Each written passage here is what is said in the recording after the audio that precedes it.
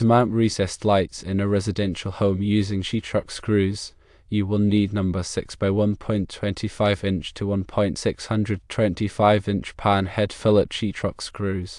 For most recessed lighting installations in residential homes, 1.25 inch to 1.625 inch screws are suitable. A Phillips, also known as a crosshead drive, is used for easy installation using a drill or screwdriver.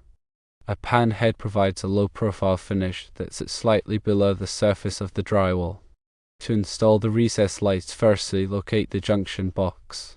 Position the recessed lighting fixture over the junction box and mark its outline. Secondly, cut the hole. Use a hole saw to cut a hole in the drywall within the marked outline.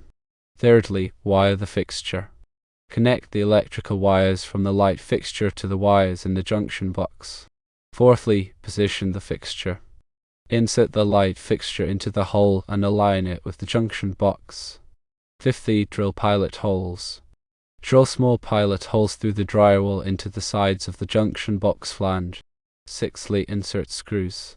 Drive the number 6 by 1.25 inch to 1.625 inch Sheetrock screws through the pilot holes to secure the fixture in place. Seventhly, tighten screws.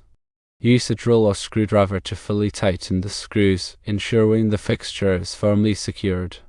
Here are some additional tips.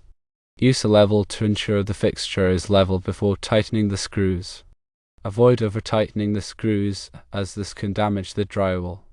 If the screws penetrate through the back of the junction box, use washers to prevent damage to the wires. Fill any gaps between the fixture and the drywall with caulk or putty to seal the installation.